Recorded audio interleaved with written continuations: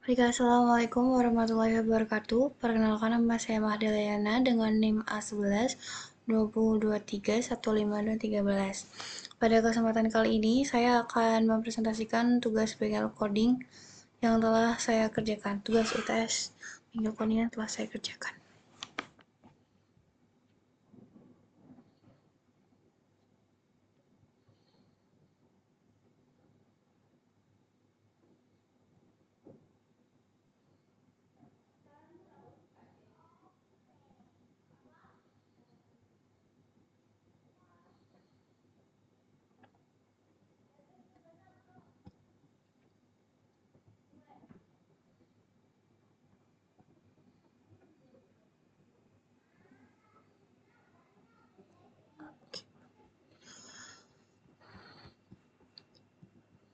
Jadi tugas UTS yang saya kerjakan adalah prediksi kepuasan penumpang maskapai dengan dataset airline passenger satisfaction.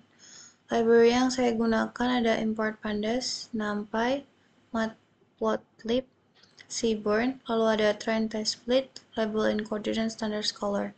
Lalu ada tiga model yaitu logistic regression, decision tree classifier, dan random forest classifier.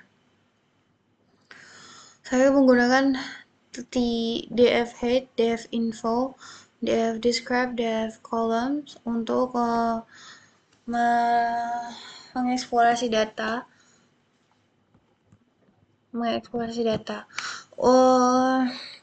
DF head saya gunakan untuk melihat 5 baris data dari dataset. Lalu DF info saya gunakan untuk melihat tipe data dataset. Lalu DF describe saya gunakan untuk melihat data statistik seperti rata-rata, minimal, min, lalu max. Lalu DF column saya gunakan untuk melihat fitur-fitur yang ada di dataset. Lalu saya melakukan missing value. Di sini sebenarnya terdapat missing value di arrival delay ini. Waktu itu nilainya 393 kalau tidak salah. Tapi karena saya drop value duluan, akhirnya nilainya jadi 0. Lalu saya gunakan df duplicate, di mana di sini saya gunakan untuk mengecek apakah ada duplikasi di dalam dataset. Ini ditunjukkan dengan nilai 0 di sini bahwa tidak ada data duplikasi di dalam dataset. Lalu saya mengidentifikasi jenis fitur. Saya mengelompokkan menjadi 3 kategori. Yaitu categorical features, continue features, dan rating features. Di mana fitur categorical terdapat gender, customer type, type of travel, class, lalu ada fitur continue age, flight distance, departure delay, arrival delay. Lalu ada fitur rating, departure, and arrival time convenience, ease of online booking, check-in service, dan online boarding, dan lain-lain. Hal ini dilakukan untuk mempermudah processing seperti encoding dan data kategorikal dan scaling untuk data numerik. Lalu ada visualisasi variabel target, di mana di sini nilai dari neutral or dissatisfied nilainya lebih dari 70.000, sedangkan satisfied hanya 60.000. Lalu di sini saya juga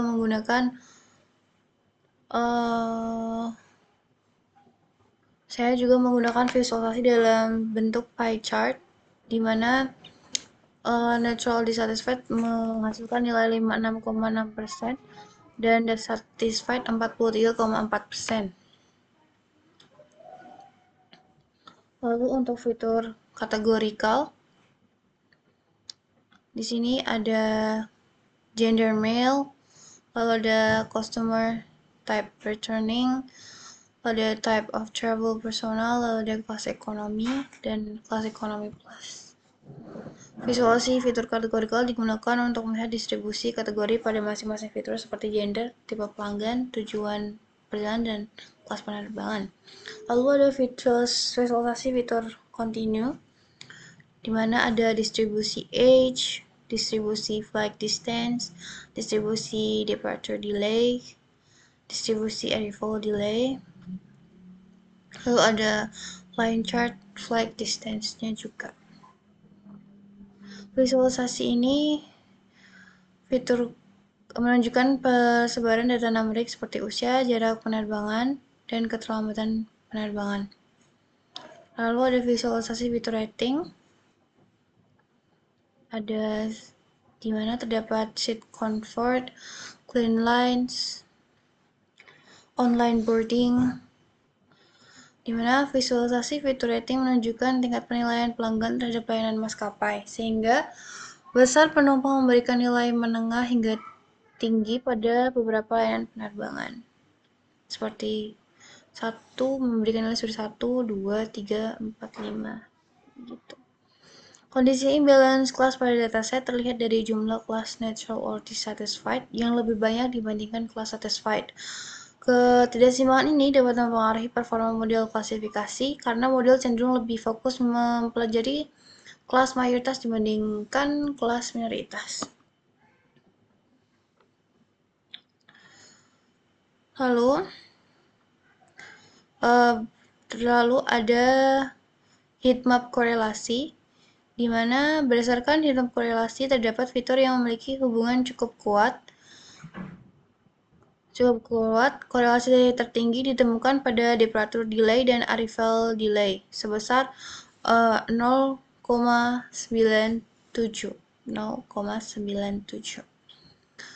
Selain itu, beberapa fitur seperti clean lines, seat comfort, in-flight entertainment, food and drink, serta in-flight service juga menunjukkan hubungan korelasi yang cukup tinggi. Food and drink, in-flight service.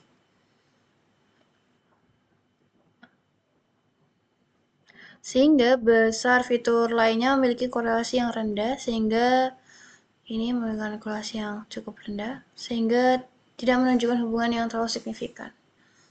Lalu dilakukan penentuan variabel yang melakukan train split. Penentuan variabel, lalu dilakukan train split. Dataset dibagi menjadi data training dan data testing. Data training dan data testing dengan rasio 80-20. Data training digunakan untuk melatih model machine learning. Sedangkan data testing digunakan untuk mengevaluasi performa model. Lalu dibangun 3 model pertama, yaitu logistic regression, lalu ada decision tree classifier, dan random forest classifier. Pada logistic regression menunjukkan nilai akurasi 0,87, precision 0,87, recall 0,87, F1 score 0,87, F1 score 0,87.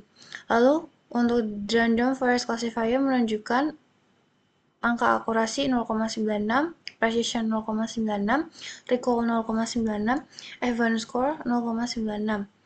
Dan decision tree menunjukkan nilai akurasi 0,94, precision tree 0,94, recall 0,94, dan F1 score juga 0,94. Lalu dilakukan data preparation kedua, di mana di data preparation kedua ini dilakukan hapus fitur yang tidak relevan seperti ID. Maka di datasetnya fitur ID dihilangkan. Ini tidak ada fitur ID lagi. Ya. Lalu ada encoding target. Setelah itu cek missing value. Terlihat tidak ada missing value. Karena jika terdapat missing value biasanya terlihat garis. Tapi karena tidak ada missing value maka tidak ada garis. Lalu seperti yang saya bilang tadi, saya udah melakukan drop duluan Sebenarnya ini tuh ada di awal sebelumnya, terus saya pindah ke bawah. Visualisasi heatmap menunjukkan persebaran missing value pada dataset tidak terlihat secara signifikan karena jumlah data yang kosong relatif kecil dibandingkan total jumlah data. Maka dilakukan drop missing value agar data menjadi clean. Karena sebelumnya terdapat missing value di arrival delay ini 393. Terus saya lakukan drop value dan akhirnya missing value-nya jadi 0. Lalu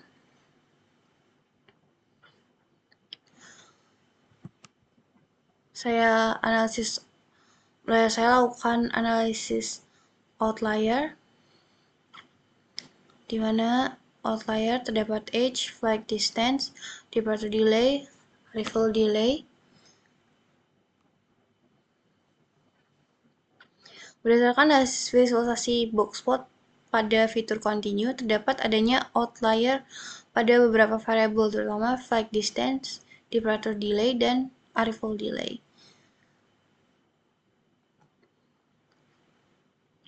Departure delay, arrival delay.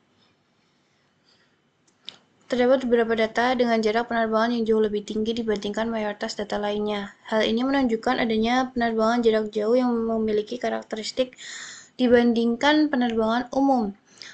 Selain itu, pada fitur departure delay dan arrival delay, terlihat cukup banyak outlier dengan nilai keterlambatan yang sangat tinggi. Mayoritas data memiliki nilai delay yang relatif kecil atau mendekati 0. Namun, terdapat beberapa penerbangan dengan keterlambatan hingga ratusan, bahkan lebih dari 1000 menit. Kondisi ini menunjukkan adanya kasus keterlambatan ekstrem dalam penerbangan.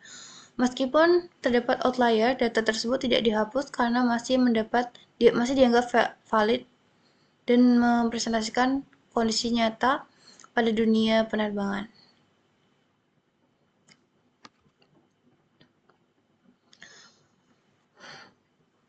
Lalu dilakukan trend split yang kedua, lalu dilakukan scaling lagi, terus dilakukan check imbalance, di mana data imbalance-nya sangat terlihat, di mana false hampir mendekati nilai 60.000 dan true hanya hampir mendekati 50.000. Hasil visualisasi ini menunjukkan adanya ketidakseimbangan. Kelas false memiliki jumlah yang lebih besar dibandingkan kelas true. Hal ini menunjukkan bahwa data tidak sepenuhnya seimbang, sehingga model berpotensi condong memiliki kelas mayoritas atau false. Kondisi ini dapat mempengaruhi performa model, terutama pada kemampuan dalam mengenali kelas minoritas atau true. Sehingga kalau dilakukan penanganan sehingga perlu dilakukan penanganan seperti smooth atau oversampling. Handling imbalance menggunakan smooth. Lalu dilihat pada diagram ini, kelas false dan true seimbang. Semua diterapkan pada data training untuk menyeimbangkan distribusi kelas dengan menghasilkan sampel sintetis pada kelas minoritas. Hasil visualisasi menunjukkan bahwa distribusi kelas menjadi lebih seimbang setelah dilakukan oversampling. Lalu dilakukan model training smooth. Jadi tadi data yang udah di smooth dilakukan sampling dengan smooth, itu di training menggunakan model decision tree, di mana hasil setelah menggunakan smooth memiliki akurasi sebesar 0,94, precision false 0,95, true 0,94, nilai recall dari false 0,95, nilai recall dari true 0,94, nilai advance score dari false 0,95, nilai true 0,94. Lalu dilakukan evaluasi matriks untuk kelas satisfied dari model sebelum dan sesudah dilakukan penanganan imbalance. Maka bisa dilihat before smooth, precision, nilai precision 0,93, recall 0,94, advance score 0,93, lalu after smooth nilai precision 0,93, recall 0,94, advance score 0,93. Hasil evaluasi menunjukkan bahwa penerapan smooth tidak memberikan peningkatan signifikan pada performa model. Nilai precision, recall, dan advance score pada kelas satisfied cenderung stabil bahkan sedikit menurun. Hal ini disebabkan karena dataset awal sudah relatif seimbang sehingga dampak dari oversampling tidak terlalu besar terhadap model. Lalu dilakukan fitur sampling, fitur importance.